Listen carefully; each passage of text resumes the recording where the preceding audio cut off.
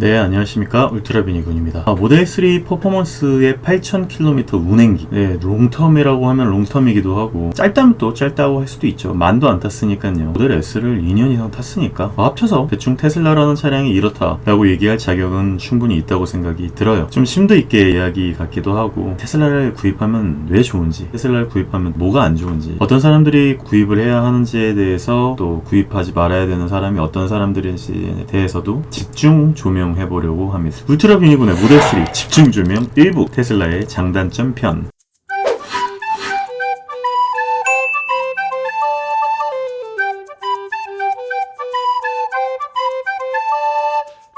사실 테슬라 모델 3의 집중 조명이라기보단 테슬라 자체의 집중 조명이 아닐까 싶습니다. 장단점에 대해서는 제가 말씀을 많이 드린 적이 있던 것 같아요. 일단 제가 그동안 일반적인 부분에 대해서 말씀드리는 부분은 유저가 아니기 때문에 제대로 말씀드리지 못하는 부분이 상당히 있거든요. 제가 어떤 차량을 빌려서 혹은 어떤 차량의 짧은 시승 리뷰를 통해서 아빠 리뷰라는 통해서 여러분들에게 말씀드리는 부분은 굉장히 갖고 있는 여러 가지 경험치, 여러 대의 차량을 시승해보고 느껴보고 그런 부분들에 대한 리뷰를 말씀을 드리는 건데, 그 리뷰는 제 경험치를 막 높여서 말씀드리고 싶은 내용은 아니고, 어쨌든 여러 가지 경험치가 있기 때문에 그 경험치를 기반으로 해서 짧게 시승을 하더라도 느낄 수 있는 몇 가지 부분들에 대해서 제가 아는 한 많은 부분들에 대해서 심도 깊게 말씀드리지는 못하지만 수박 겉핥기라도 여러분들께 이런 부분들이 있다라고 말씀을 드리는 내용인데요. 테슬라는 그렇지는 않다는 거죠. 왜냐하면 저 같은 사람은 일단 저 같은 사람에 대해서 말씀을 드려야 테슬라에 대해서 제대로 말씀을 드린다고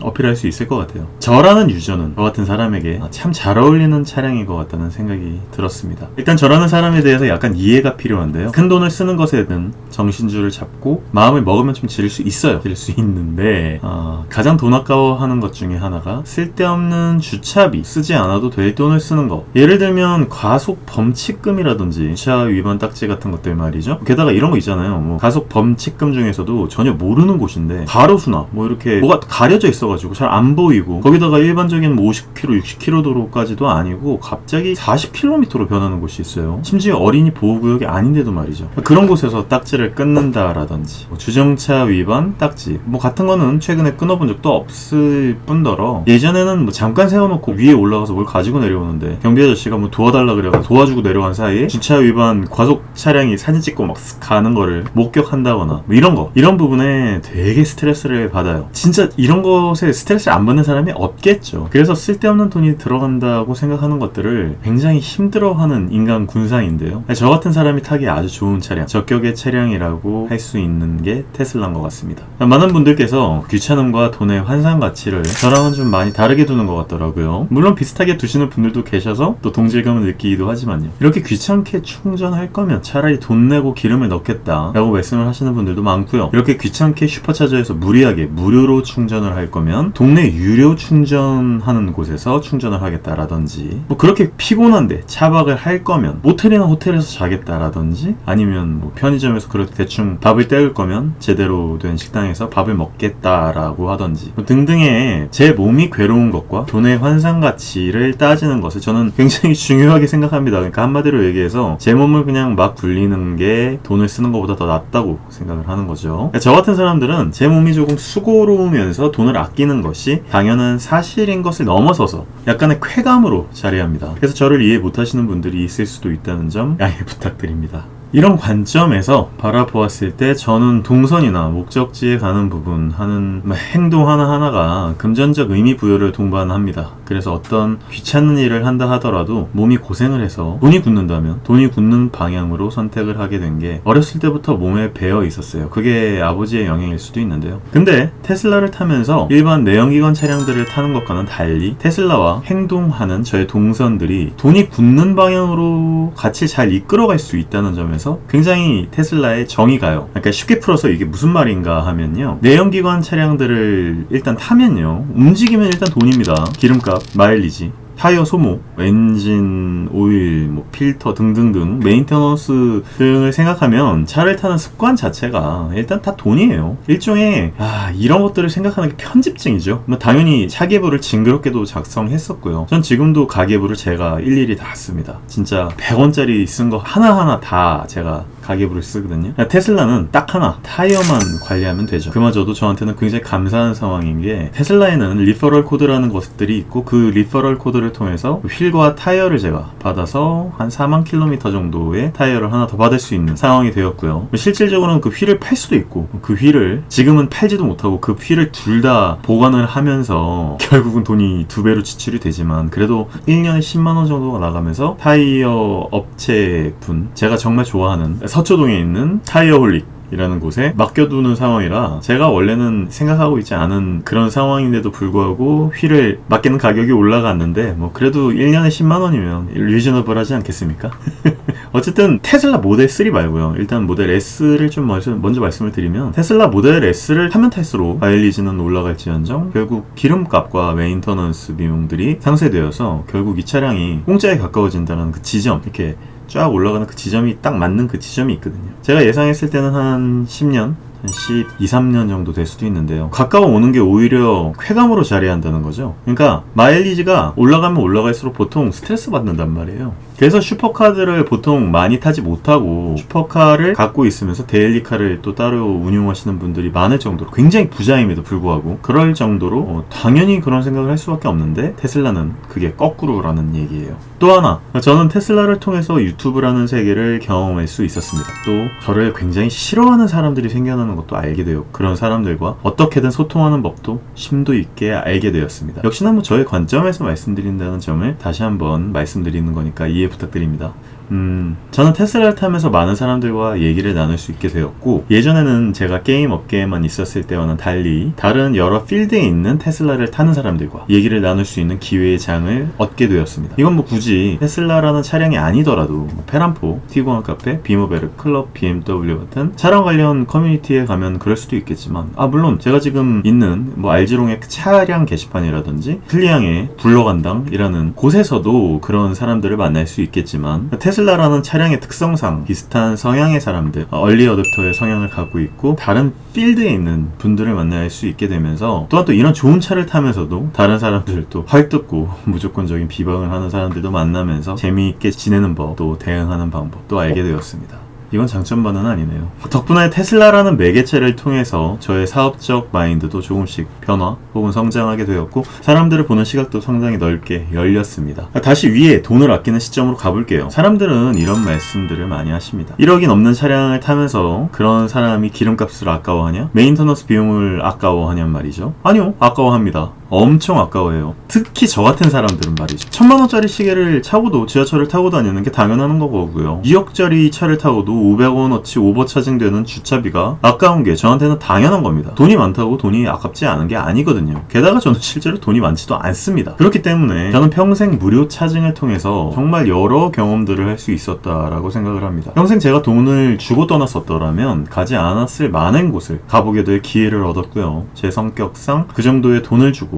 거길 가야 돼? 라는 마음의 벽이 아마 평생에 저를 그쪽으로 가지 못하게 만들었을 거예요. 그런데 테슬라를 통해서 그 먼 곳들을 아주 여유롭게 또한 또 편안하게 갈 수 있게 만들어졌어요. 편안하게는 오토파일럿의 경우죠. 저희 아이들은 차를 타면 잘 잡니다. 아시는 분들은 아시겠지만 아이들이 잠을 안 자면 이상하게 돌변을 해요. 안 치던 사고를 치고 낮잠을 자지 않는 그날의 저녁은 진짜 집안이 전쟁터가 됩니다. 그 사실을 아시는 분들은, 아이를 키워보시는 분들은 잘 아실 거예요. 그래서 저는 아이들을 차에 태워 많이 낮잠을 재우곤 했었어요. 예전에 내연기관 차량들을 타고 다닐 때도 그렇게 재웠는데 아이들 낮잠을 재우기 위해서 이 정도의 금액을 들여야 된다니 라면서 한탄을 많이 하면서 또 나가기도 했었어요. 게다가 미세먼지라도 많은 날에는 그냥 집에서 재우는 게 훨씬 나을 텐데 라면서도 집에서는 절대 자지 않은 아이들을 보며 미세먼지 때문에 불편한 마음을 한가득 싣고 집을 나서야만 했었죠. 하지만 모델 S를 바꾸고 나서는 헤파 필터를 통해서 미세먼지 유입이 제로, 테슬라 안에 청정 지역에서 노곤노곤 잘 자고 있는 우리 아이들을 보면서 게다가 기름값도 들어가지 않는 것을 보면서 얼마나 스트레스가 사라졌는지, 위의 성향 제가 쭉 나열한 것들만을 보면서도 얼마나 테슬라를 통해 금전적인 행복감을 자리하는지 유추해 보실 수 있을 거라 생각합니다. 또한 오토파일럿이라는 반자율 주행 기능은요, 저로 하여금 멀리 갈 수 있게 하는 두 번째 큰 원동력이 되었습니다. 첫 번째는 기름값의 압박이었겠고요. 두 번째는 운전의 피로도 때문이었습니다.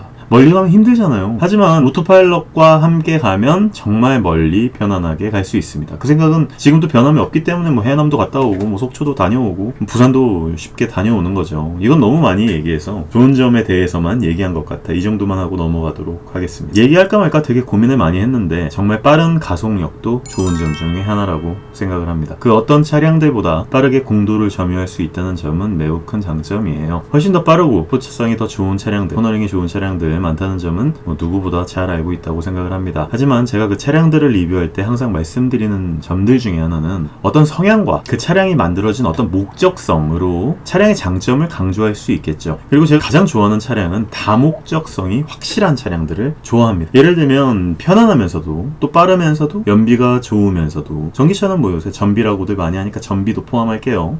크고 넓으면서 멀리 갈 수 있으면서 연비가 좋으면서 짐을 많이 실으면서 또 어느 정도의 스포츠성을 겸비된 그런 차량을 제가 아빠차로서 가장 좋아합니다. 근데 테슬라가 이런 차량들 중 하나예요. 몇 번을 말씀드렸던 적이 있지만 이 테슬라라는 차량은 첫 술에 배부를 뻔했고요. 그리고 첫 술에도 꽤 배가 부른 차량입니다. 다른 차량들을 볼게요. 첫 술에 배부를 차량들이 거의 없다고 보셔도 됩니다. 가속력과 스포츠성을 논한다면 그와 부합되는 기름값과 메인터넌스 비용에서 무조건적인 부족함을 느끼실 거고요. 크고 넓고 안락하다면 또 그에 부합되는 차량 가액, 그에 상응하는 비슷한 유류 비용, 메인터넌스 비용이 부담이 되실 거예요. 물론 그 부담이 이미 넘어설 정도로 부자이신 분들 빼고 말이에요. 뭐 위에 장점들을 빼고 차량을 탄다면 답답하고 재미없고 자꾸 럭셔리하지 않은 차량들밖에 탈 수가 없을 거예요. 제가 원하는 몇 가지 포인트들, 편안하게 안전하게 운전할 수 있고 다양한 기능들이 있으면서 특히 헤파 필터 같은 안정성적인 기능 포함해서 말이죠. 그리고 유지 비용이 적게 들어야 되고요. 테슬라는 거의 안 들죠. 게다가 적당한 고급감을 선사한다는 점,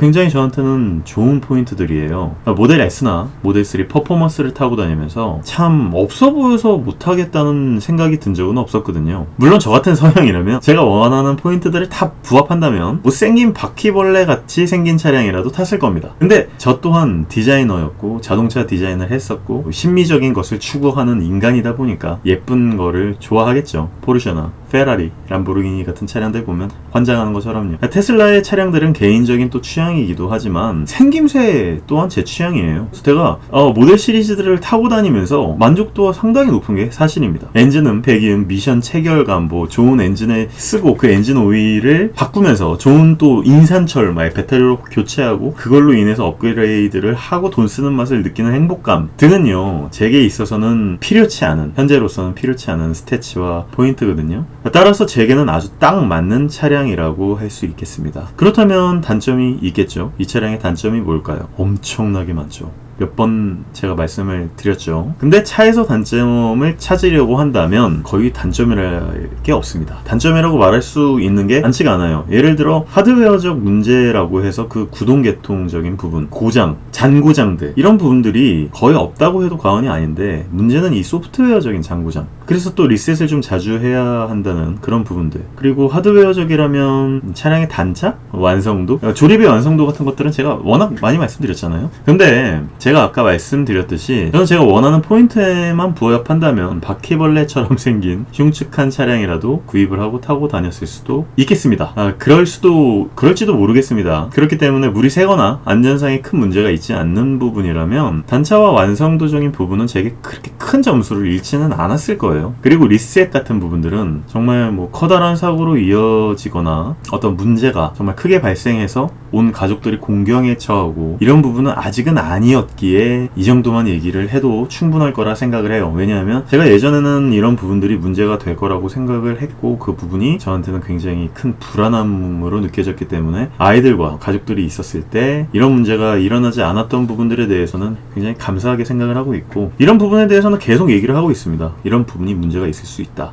그러니까 조심은 해야 된다 라는 얘기를 몇 번의 영상에서 언급을 했고요. 가장 최근에 언급을 했던 부분은 로어 암이 빠져버리는 그것도 깨져버리는 그런 사고가 발생을 한 부분에 대해서는 제가 더 이상 할 말은 없는 것 같아요. 제가 그 영상에서 많이 언급을 했으니까 그 영상을 보시면 될 것 같고요. 이 영상에서는 제가 그래도 좋은 부분과 단점에 대해서는 같이 말씀을 드리는 부분이기 때문에 심도 있게 가지는 않겠습니다. 하지만 이 차량을 만드는 회사, 본사 혹은 이 임포터, 이 차량 차량을 우리나라에 갖고 오는 책임자들에 대해서는 얘기를 하라면 말이 좀 달라질 수 있습니다. 정말 오늘 제가 하루 종일 떠들면서도 문제점을 제기할 수 있어요. 일단 이 차량을 만든 회사의 각자의 유관부서와의 커뮤니케이션이 정말 이렇게 안 되는 회사는 처음 봤습니다. 어떤 조그마한 부품 혹은 조그마한 2-3천원짜리 부품을 만드는 회사조차도 어떤 사람이 책임을 지는 사람은 있어요. 근데 이렇게 각자의 책임을 떠넘기는 회사는 제가 처음 봤다는 거죠. 차량 자체에 문제점이 있으면 각 부서의 매니저들이나 중간 관리자들이 유저의 불편한 사항이라든지 문제점을 떠안고 그들이 해결책을 차주들에게 제시를 해주고 해결을 해줘야 되는데, 유저인 우리가 불편 사항들을 책임지고 있는 부서들을 찾으러 다녀야 한다는 거죠. 어이가 없는 상황이에요. 그러니까 전화가 계속 돌아가요. 그마저도 부서에서 해결해 줄 수 있는 상황이면 해결이 가능한데 그것마저도 잘 되지 않는 경우가 너무너무 많다는 겁니다. 해결을 해줄 사람인지 아닌지의 여부조차도 불투명하고,